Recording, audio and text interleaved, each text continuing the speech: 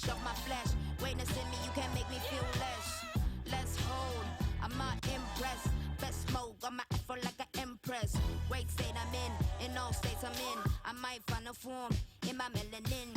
Great state I'm in all states I'm in. I might find a form in my melanin. Great state I'm in all states I'm in. I might find a form in my melanin. Great state I'm in all states I'm in. I might find a form in my melanin. In my melanin. Welcome, everyone. This is Wakesa Olatunji Mazimoyo. I'm co-director of Aya Educational Institute, along with my wife, Mama Afia Mazimoyo. We have partnered with the Fahude Shule Homeschool Co-op, Virginia Union Center for African American Men, Virginia Union Center for African American Women, and Virginia Union Workforce Development and Training to bring you a dynamic educational and community development event that we call Melanin the Healer, Melanin the Science Teacher. They're part of an ongoing program called Melanin Healing Science, and it features student presentations and community building discussions with adults aimed at solving our problems. I'm so glad to be with you and talk to you briefly today about this dynamic program that will happen next Saturday, again at Virginia Union, 11 o'clock to 2 o'clock. 11 o'clock sharp to 2 o'clock, where you get to see students working, and then you'll get to see us discussing some of the problems that we're facing and how melanin and melanin healing science particularly may help us solve them. Now, some of you, I'm sure, are in a hurry and you'll need to click away. So I'm going to give you the short version. And then for those of you who can stick around, we're going to dive a little bit deeper. There are three problems that are facing our community that we're going to address. So here's the short of it. Our people need to become science-loving and problem-solving people again. A part of the solution is this event that will happen at Virginia Union on Saturday, April 22nd, that we call Melanin Healing Science. Students, high school students from Richmond area have been researching this, but not like you have seen before. And they will be presenting their research, things that you probably have never heard of. It's not melanin and the pineal gland. It's not melanin and 666. It's not melanin and the esoteric heights that it can take us. It's melanin healing science. And after their presentations, then our discussions. These presentations and the community discussions will take Richmond to new heights. And hopefully lift those students to new heights as well. The event is free for students of all ages. It's also free to elders. And for adults, we only ask for a donation. None will be turned away. So if you will, go to www.ayaed.com. That's Aya Ed. AYAED.com. Just click on the melanin banner. That'll take you to the website and you can register. Now, if you can't be there, we really do want you to be there because our students need you to be there and we need to have these discussions in our community. But if you just can't be there, then register anyway so that you can get the streaming link. The streaming link will only go to those who've been registered. So I look forward to seeing you in the place. And I look forward to, seeing you in the streaming community online. Now, for those of you who can stay a little longer, let's go a little deeper.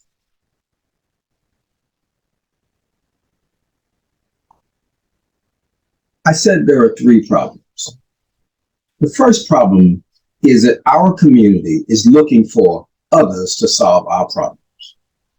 We're not a problem-solving community like we used to be. We're not a science-loving and problem-solving community like we used to. Another problem. Our community is beset with health problems and health challenges. We're going to have to solve those. Another problem is educational problem. The educational process is wounding our children academically, not spurring them on, not giving them an excitement about learning and an excitement about solving the problems in our community. And so those three problems we're going to have to address. How do we make our people science-loving and problem-solving? How do we handle the many and myriad health problems in our community?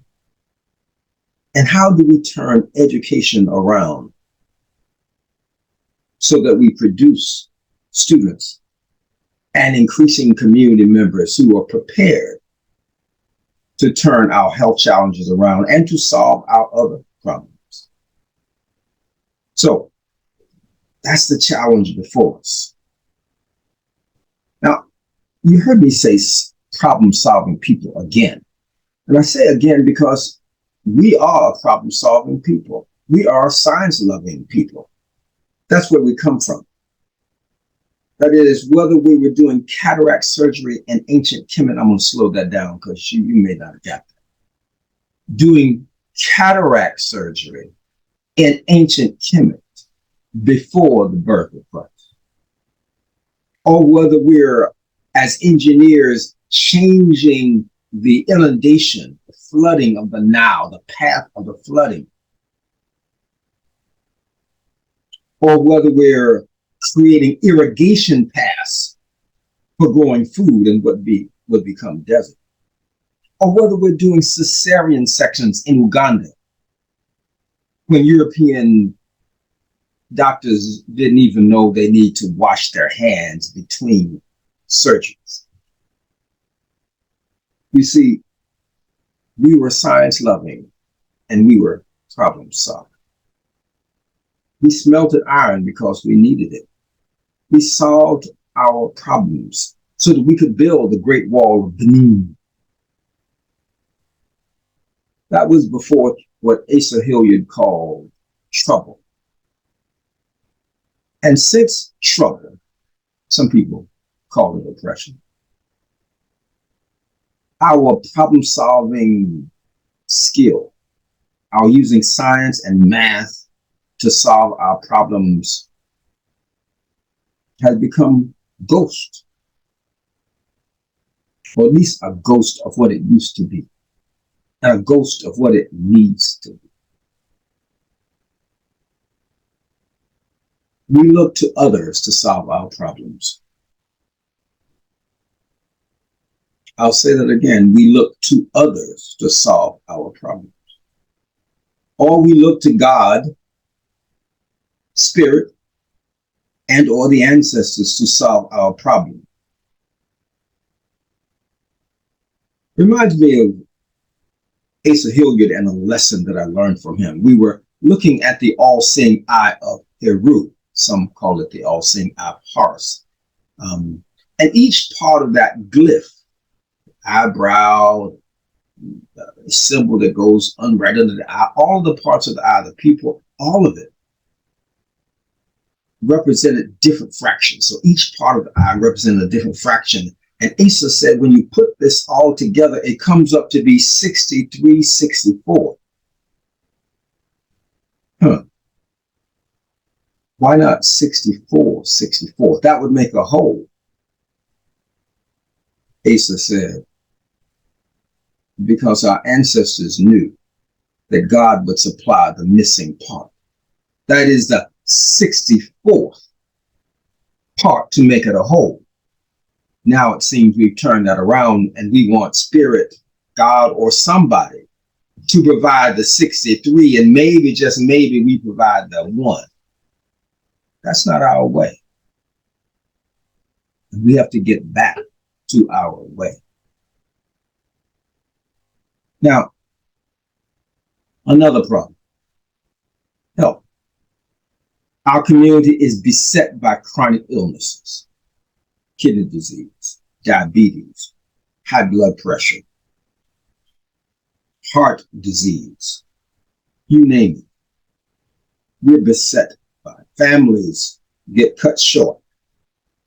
Grandparents are no longer there to support the family and provide guidance. Parents increasingly are crippled. Siblings are taking much too early because of these health challenges. Who's going to solve those problems? Are we going to depend on those who profit from our misery to solve those problems? It's not likely.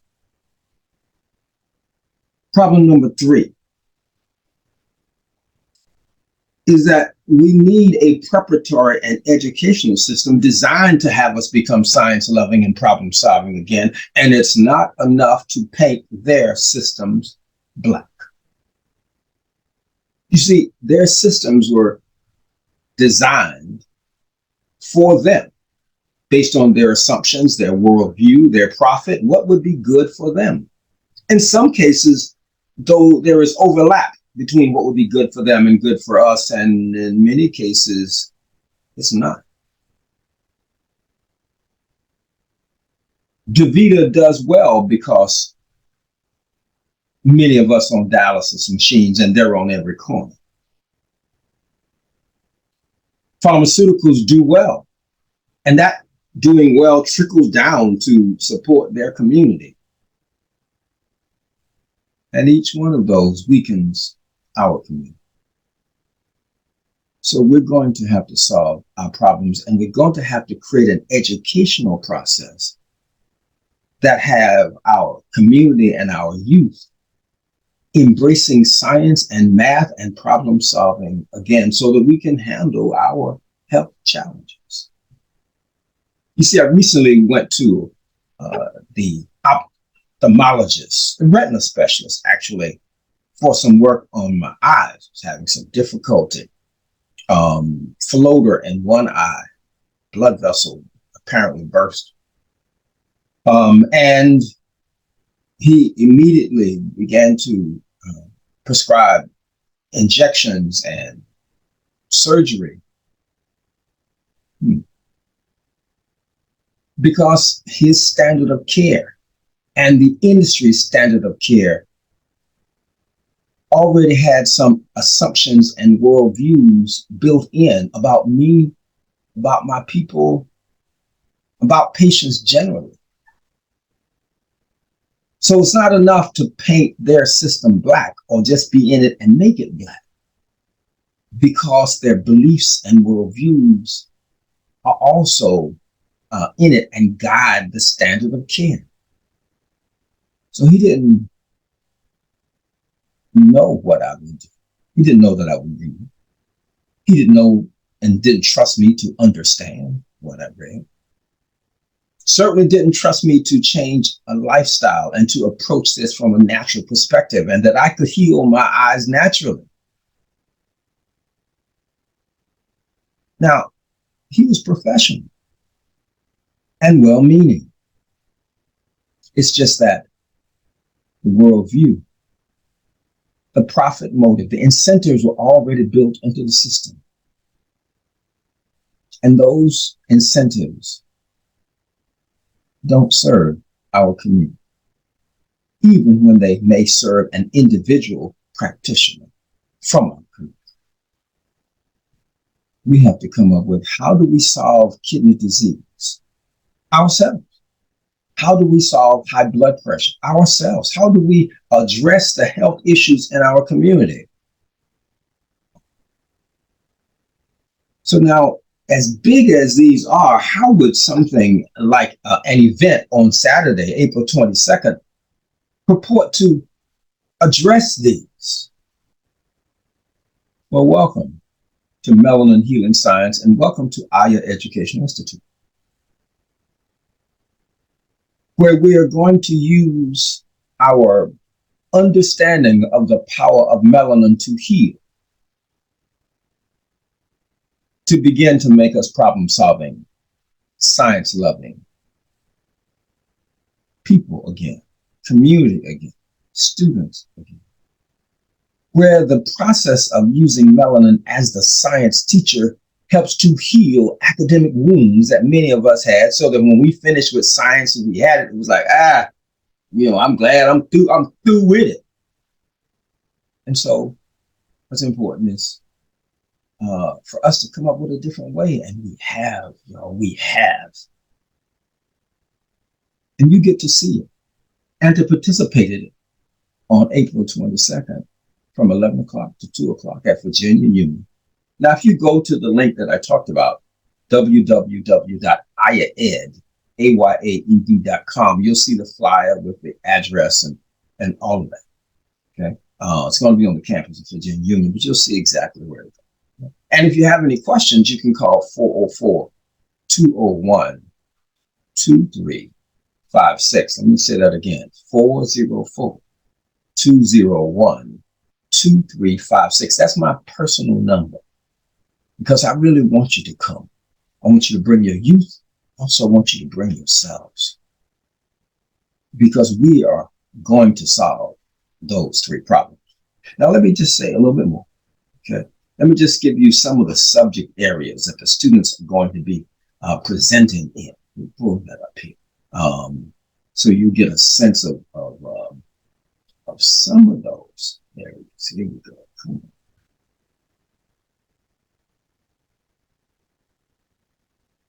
on. All right.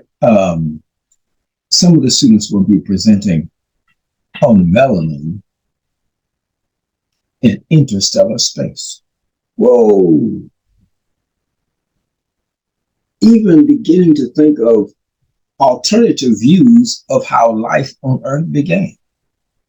Now, if that's too esoteric for you, we're going to bring it on down where you get to learn, what does melanin have to do with birth?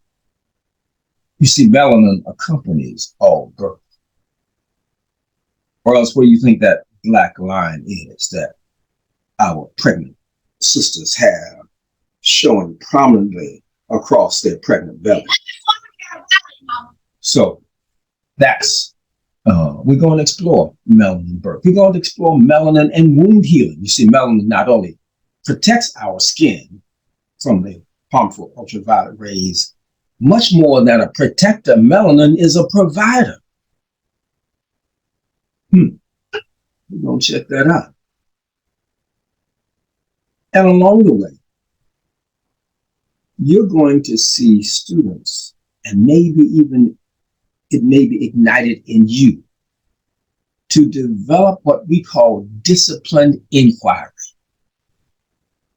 where we not just go to Google and search and, we got the answer, where one question and one answer leads to another question and another answer and another question and another answer. You see, our problems are complex. And just being able to look up, boom, one site on Google and one reference just won't get it. What we need is to develop again in ourselves as adults, in our youth, what we call disciplined inquiry with creativity. And so you'll get to see that. Please come out. Come out for your own good. Come out for your youth. Come out to support these youth who have embarked on learning science from an African-centered perspective. And at the same time, whose level of rigor and disciplined inquiry will blow you away, will give you hope for the future, and maybe even inspire you to re-engage in becoming science-loving yourself.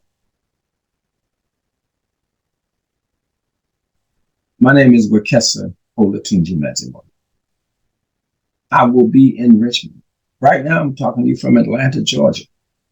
We have had these melanin Mbongis. I'll say that again, Mbongi. It's a Kikongo word, and it means where the community comes together and examines and discusses important matters. And those problems that I talked about earlier, those are important matters. And we get to come together, not only to praise our students, but to have them be catalysts for us to talk about what can we do differently. By the time this tour is over, we will have been in 5 cities. We already have been in Atlanta, standing room only. We've been in DC, standing room only. Next is Richmond on Saturday, the 22nd of April.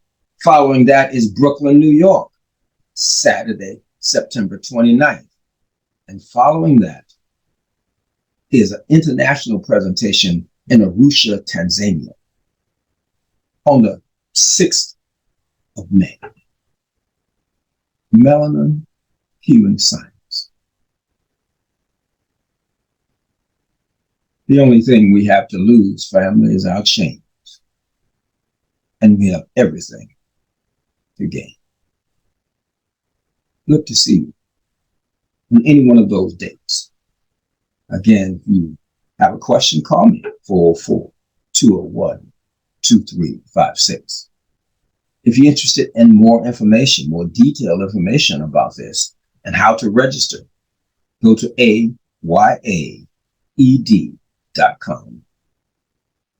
Press on the Melanin banner and you'll be in business. Bone on my bone, flesh off my flesh. Witness in me, you can't make me feel less whole.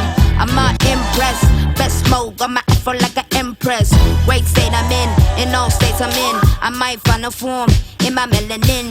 Great state I'm in all states I'm in. I might find a form in my melanin. Great state I'm in all states I'm in. I might find a form in my melanin. Great state I'm in.